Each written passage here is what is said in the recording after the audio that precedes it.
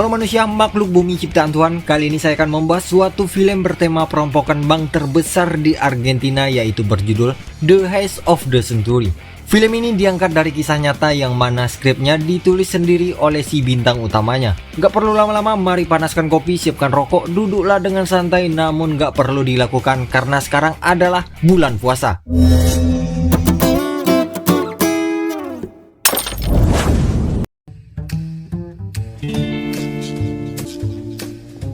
Film dibuka dengan memperkenalkan karakter tokoh utama bernama Fernando. Ia adalah seorang seniman yang sedang gundah gelana akibat pendapatannya yang ia anggap tidaklah seberapa. Padahal selain menjadi seorang seniman, ia juga berprofesi sebagai guru bela diri. Namun ia tetap merasa ada sesuatu yang kurang di dirinya. Fernando merupakan seorang yang sangat jenius dan pemikir keras. Banyak ide-ide yang bermunculan di otaknya, namun tidak semuanya dapat ia salurkan. Suatu hari sepulang dari mengajar, Fernando tampak sedang berteduh di tengah derasnya hujan. Namun tiba-tiba sebuah mobil mencipratkan air ke arahnya hingga membuat selinting ganjanya menjadi basah. Tanpa pikir panjang, Fernando pun langsung membuang selinting ganjanya lalu mulai memperhatikan serta mengikuti aliran air yang terus membawa hanyut selinting ganja itu hingga akhirnya masuk ke sebuah selokan. Setelah mengikuti aliran air tadi, Fernando malah dibawa tepat di depan sebuah bank Rio. Dan disinilah ide cemerlang dari sang jenius Fernando pun muncul. Ia pun langsung melangkah lebih cepat sambil mengikuti arah aliran air hingga tiba di suatu gorong-gorong. Bagi kebanyakan orang, tempat ini adalah gorong-gorong biasa yang gelap, bau, dan sangat menjijikan. Tapi tidak bagi Fernando yang dimana pada esok paginya ia langsung menemui seorang ahli mesin atau pembubutan. Sebagai sahabat sejati, tentunya Sebastian telah mengetahui ide gila si Fernando. Lalu Sebastian pun menyarankan bahwa rencana itu harus adanya sang pemasok dana karena nantinya dalam misi itu mereka pasti membutuhkan alat-alat khusus, kendaraan, serta perkakas-perkakas lainnya. Selanjutnya Fernando pun langsung menemui seorang pria bernama Doc. Doc adalah kerabat dekatnya yang memiliki kepatuhan luar biasa terhadap agama. Meskipun begitu, Doc tetaplah seorang manusia biasa, maka dari itu ia pun bersedia untuk bergabung bersama Fernando dan ia juga memperkenalkan Fernando kepada seorang pria klimis yang bernama Mario.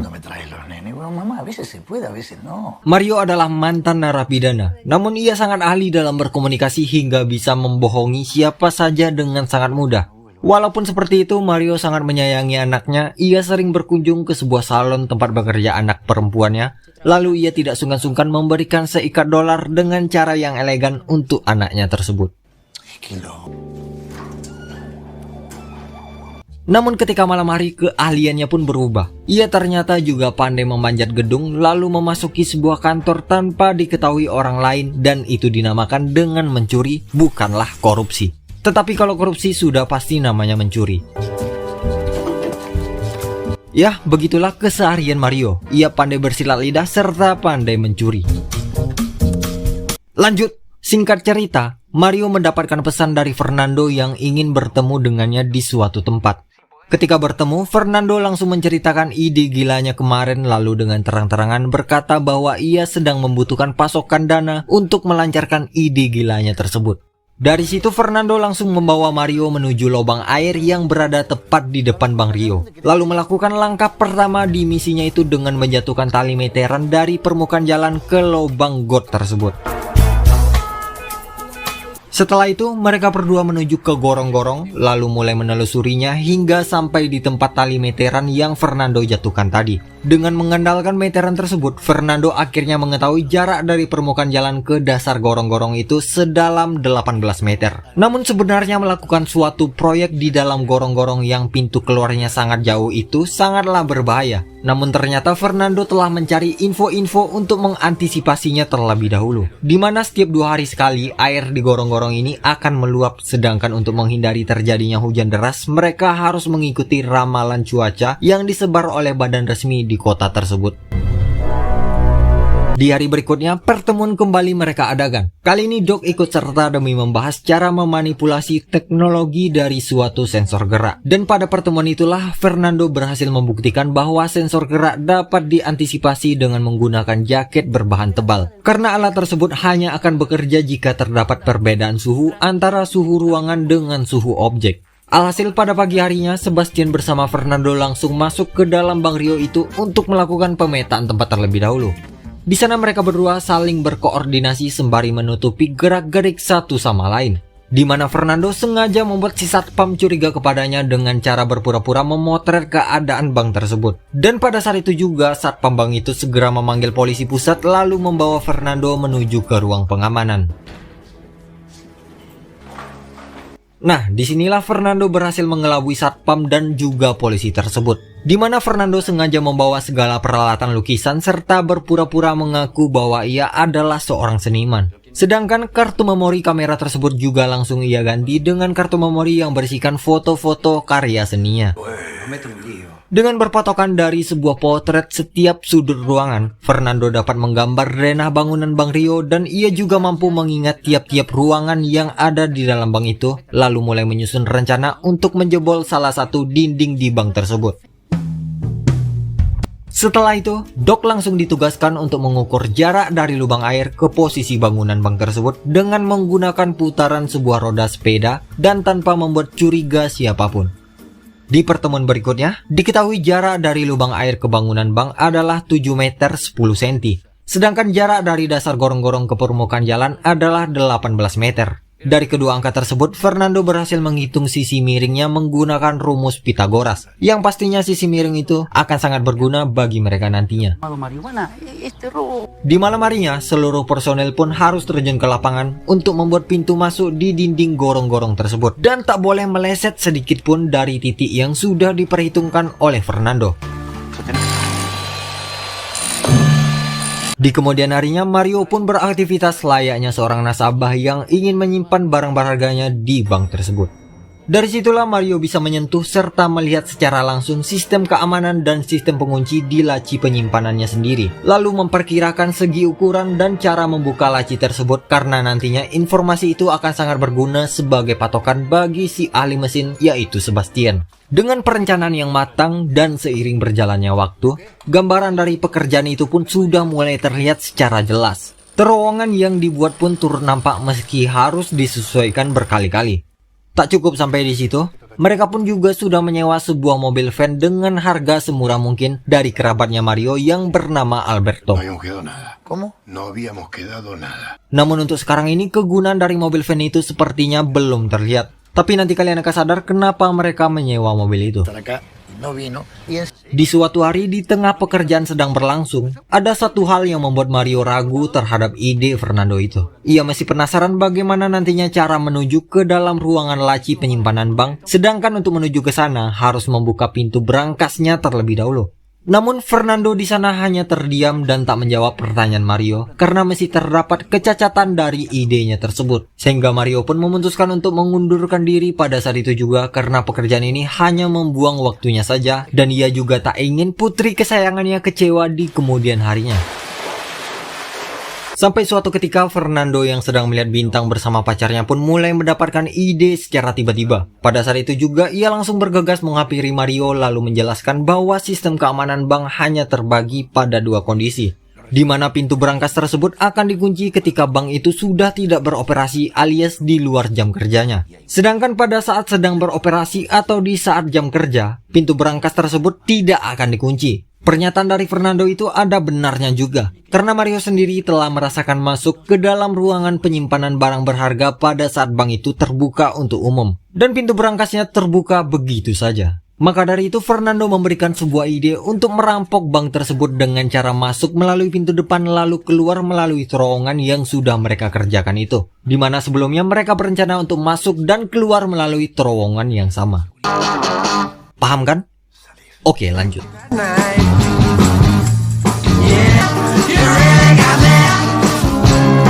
Setelah semua personil itu berlatih untuk mematangkan setiap aksinya yang akan mereka perankan nantinya, hari perampokan pun akhirnya tiba.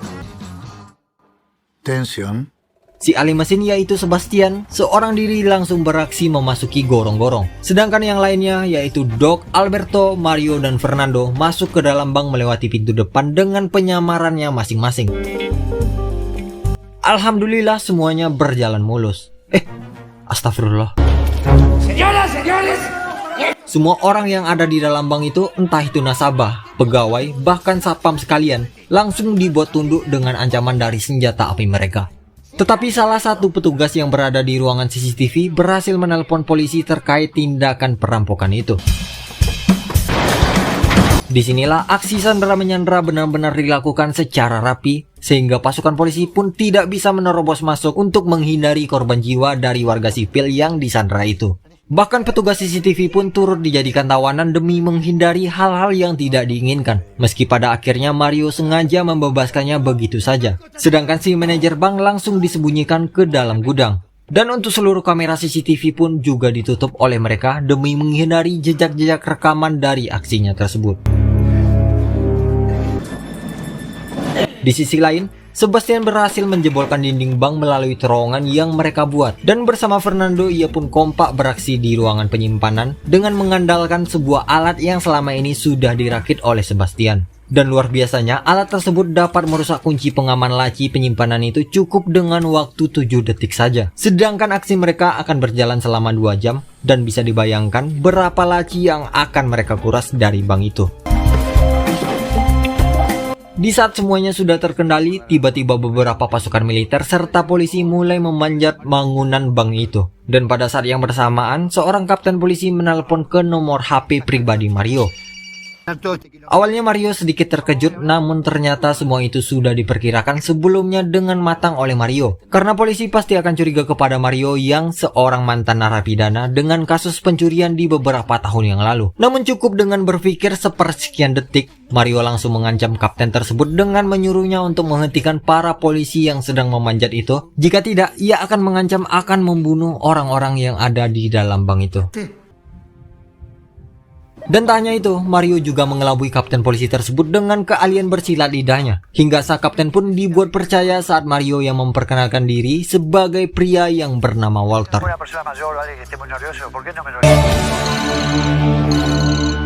Tak lama dari itu, sebuah handphone dari salah satu sandera pun berdering. Dan ternyata handphone tersebut adalah handphone dari seorang nenek yang kebetulan hari ini sedang berulang tahun. Terlihatlah bahwa Mario benar-benar memiliki tingkat simpati yang sangat tinggi. Dengan sigap, ia langsung meminta sebuah biskuit beserta korek dari seorang tawanan demi merayakan hari ulang tahun si nenek secara bersama-sama.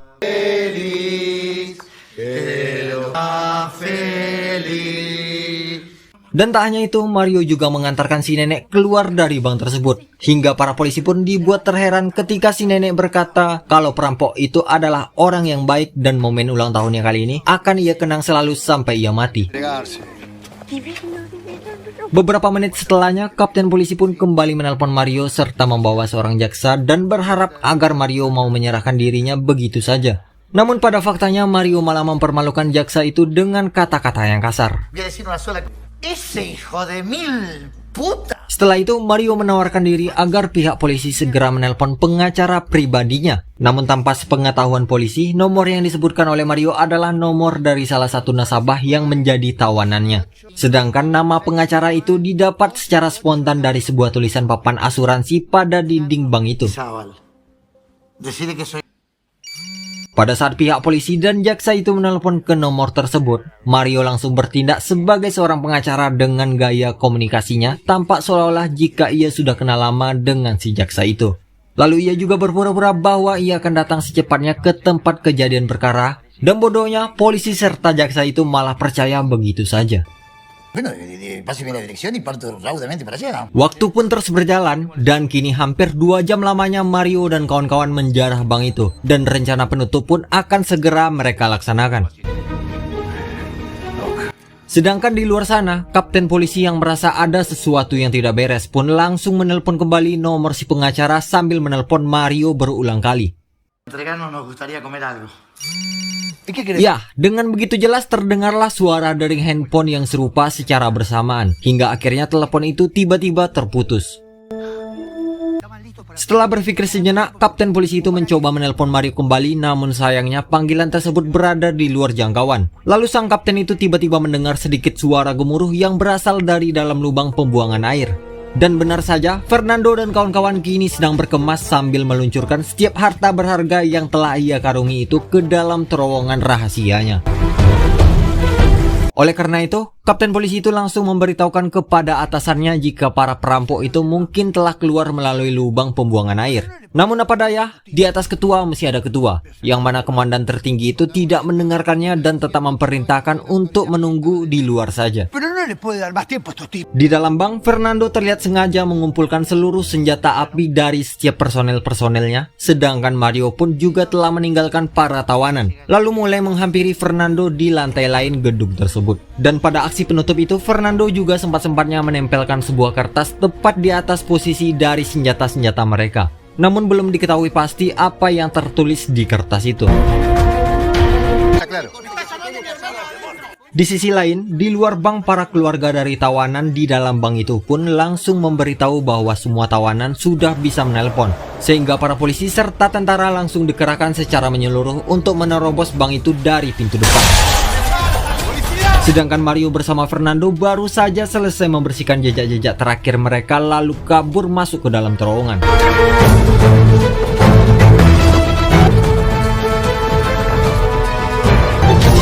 Kapten polisi yang baru saja tiba di ruangan itu langsung melihat sebuah kejanggalan dari lantai yang kotor akibat runtuhan tembok. Dan instingnya pun merasa ada sesuatu dari balik lemari besi itu. Ketika telah dibuka, ternyata terowongan yang ditinggalkan oleh Fernando sudah dihalangi oleh sebuah granat yang membuat kapten polisi itu menjadi kesal karena tidak bisa masuk ke dalam sana.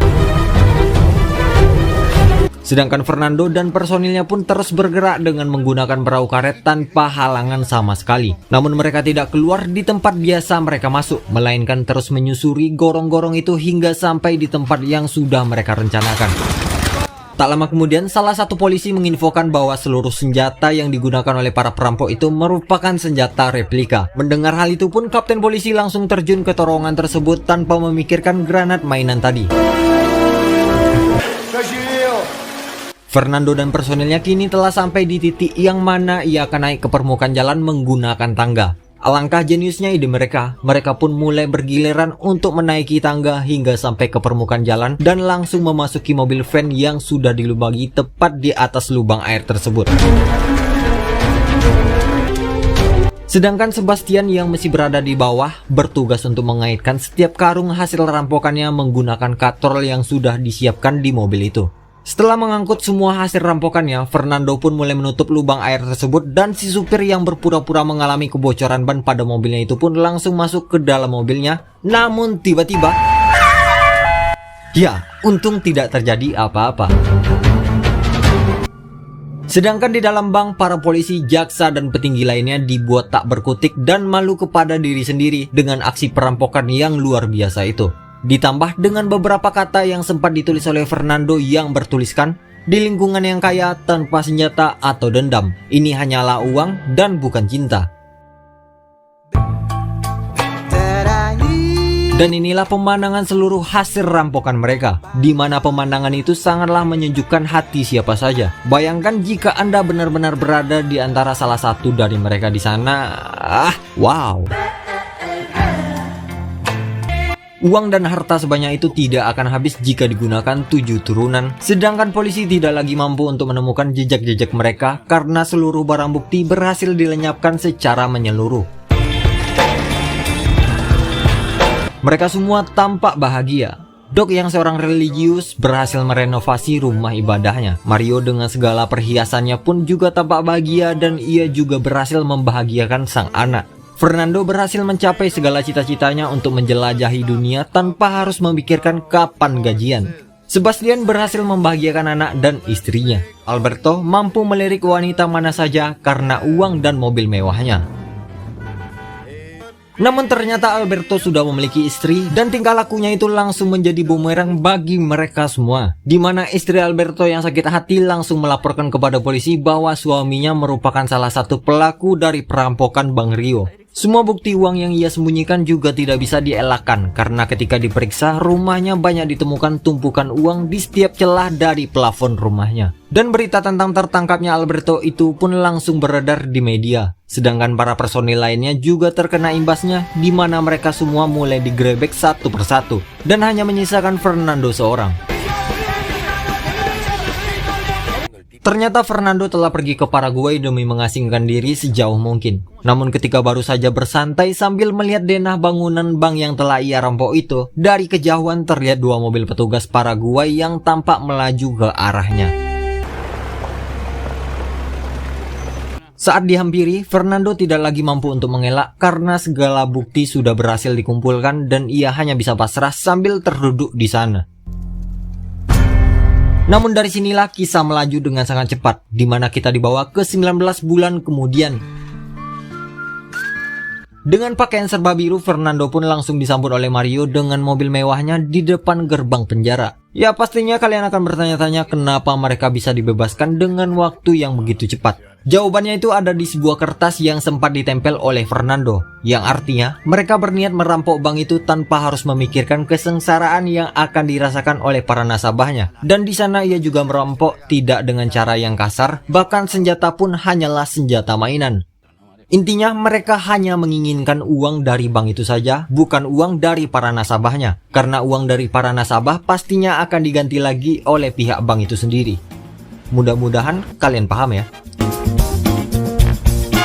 Di akhir film kita pun diperlihatkan bahwa kasus ini memang diambil dari kisah dunia nyata pada tanggal 13 Januari tahun 2006. Pada kala itu secara sempurna 6 orang perampok berhasil membobol sebuah bank di kota Buenos Aires, Argentina dengan mengandalkan senjata mainan. Selama menjalankan aksinya mereka turut menyandra 23 orang serta meraup 227 miliar rupiah yang mana aksi itu dinyatakan sebagai perampokan terbaik di abad ini. Sepatah kata dari saya, jangan gunakan hanya satu otak atau satu hati saja. Gunakanlah keduanya agar kehidupan kita menjadi seimbang. Saya Adriano Jordiano numero 1 mengucapkan selamat menunaikan ibadah puasa, mohon maaf lahir dan batin, berbukalah dengan yang manis-manis, lalu lanjut dengan nasi padang.